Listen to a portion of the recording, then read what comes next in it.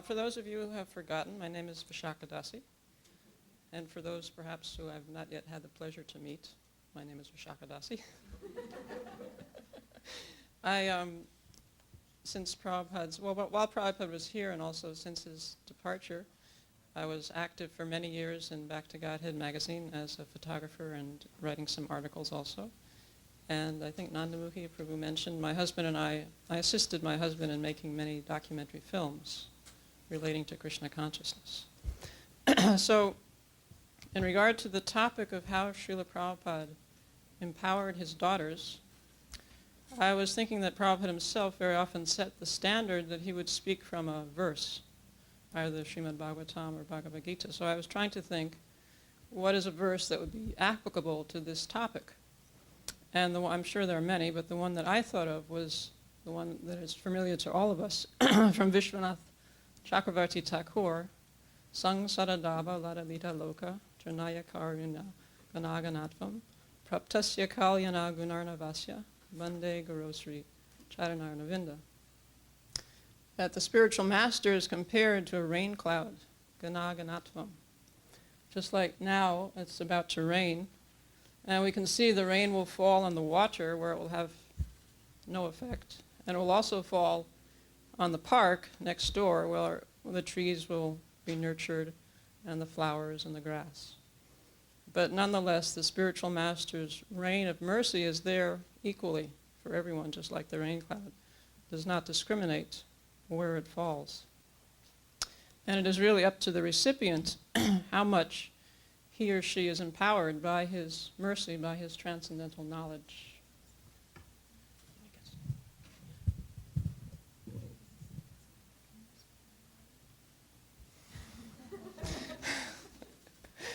So, in that regard, it's up to the recipient whether we're going to take advantage of this transcendental knowledge that's coming so liberally and so profusely from the spiritual master, or if we're going to simply be like the water where there's no, perhaps, effect, at least not right away.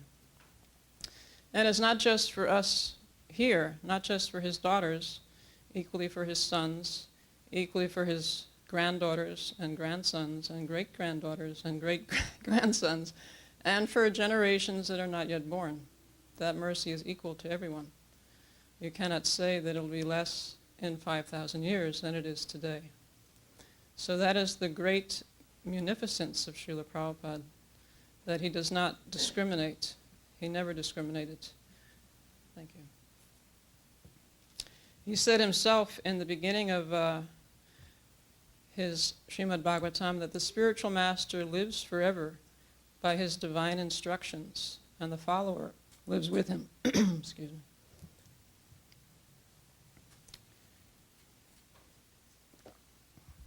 So, then the next question would be, following sequentially, okay, given that his daughters have the equal opportunity, the equal possibility of empowerment as Srila Prabhupada himself gave to everyone, then what is their role? What did he see them doing in Krishna's service? And certainly from my reading of his books and also from my observation of him personally, he wanted his daughters to be humble and chaste, to be surrendered and to be protected, for one. He also wanted us to be Krishna-conscious single women or mothers or wives. And he also wanted us to preach with our life, with our wealth, our intelligence, and our words. I think this cannot be misconstrued in any way. Prabhupada got a letter from his spiritual master, December 14th, 1936, in which he repeated the instruction that he had given to Prabhupada in 1922, saying, you please preach this Krishna consciousness movement to the people of the English-speaking world. This will be good for you, and it will be good for those who help you. So Prabhupada's vision was that the people who came to him, whatever we may have thought our disqualifications, his vision was that we were being sent by Krishna, being sent by his spiritual master. And in that light, he accepted us despite everything, despite our ineptness. And he engaged us according to our capacity and propensity in Krishna's service. And this was our glory, that we were able to be engaged in that way.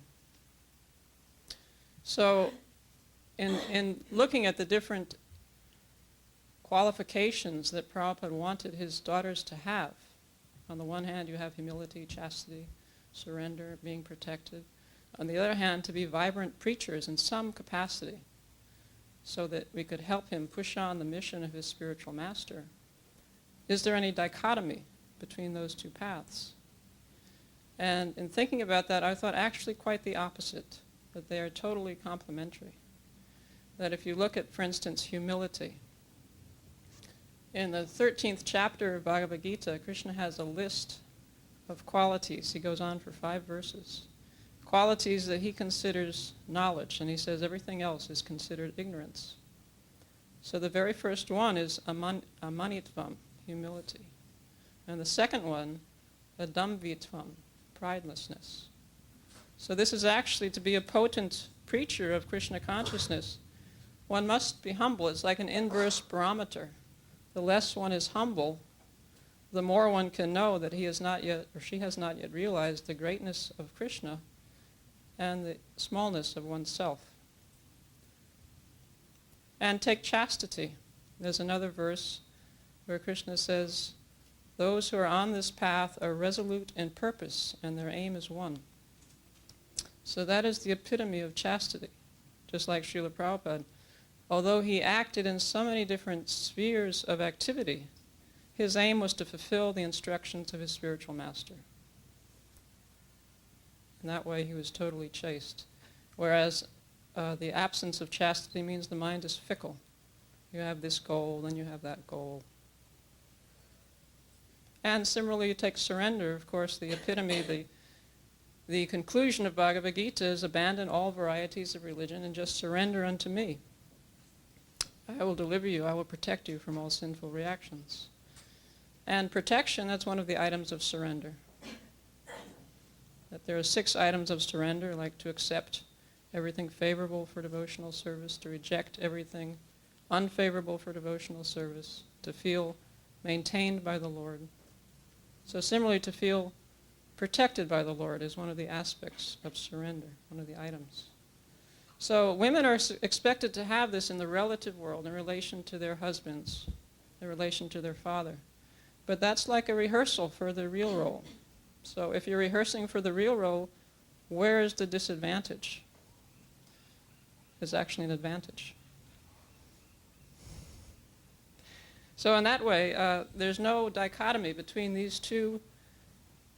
I expressed 2, I'm sure there are many more, but Prabhupada wanted certainly these aspects of his daughters to develop, and there's no difference. They're both quite complementary. Now, I was born spiritually. I got initiated in India, and my formative years also were in India. And my early experiences with Srila Prabhupada were also in India, so that very much, just like in the Western understanding, your formative years form the foundation for your rest of your life. So similarly, in spiritual life, I think it's maybe a little similar. And in India, Prabhupada would regularly call on his women. You'll be hearing from Malati and Kaushalya. He would regularly call on us to speak, to sing. He wanted that. That pleased him. Occasionally he would mention, just see your counterparts in India. They're a queen of the house. They're worshiping their deities. They're having perhaps a Krishna-conscious family.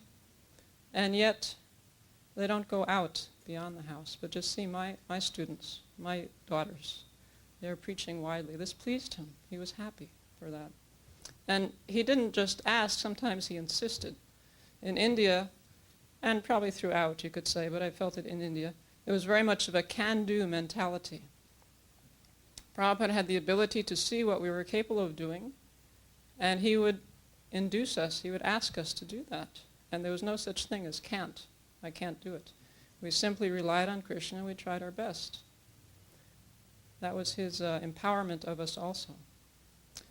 So there's one incident, I think you'll be hearing more details from the other speakers, but I would like to mention specifically one incident I remember. that to me is very significant, both historically and also the implications beyond the historical event. In the beginning, in the early days, we used to rent a large plot of land right in the center of Bombay and erect a pandal, like a huge tent. We could accommodate 20,000 people. So the program, we had deities there, it was like a temple. We had Mangal Arati, morning program, and Prabhupada would speak in the morning and the evening. And the standard was in the evening there would be a full kirtan with Arati. Prabhupada would lecture, and then a last kirtan and then prasadam. And the last kirtan was always led by Jamuna. This was the standard. And at the same time, there were many men who were very qualified and expert at leading kirtans. And after a while, Jamuna felt their hunger for leading this kirtan. And she responded, although she loves to lead and she's very qualified, I'm sure most of us are aware of that. And also she had a unique ability to draw the audience into the holy name, chanting. But she responded by being reticent. If they are so anxious, I'll step down, they can lead. So after the lecture, this one particular day, we were changing from the lecture mode to the kirtan mode. Prabhupada was getting his kartals and readjusting the devotees were readjusting the microphones. And he looked over to Jamuna with a little nod, indicating that now she was to lead. And this particular day, she decided that she had laryngitis and someone else could take over. And she did that with sign language. They were sitting, some feet apart. It was very clear, but Prabhupada responded like he didn't understand what she had said. So again, there was a little nod to her, and again she said, there's no way and he again just ignored it. This is the time you're leading, and there's no question of cannot do. It's a can-do mentality. So she was obliged to lead, and the men, like Hansaduta was there, Achyutananda, Dinanath, all very qualified to do the service, but he wanted her. He was very clear, focused.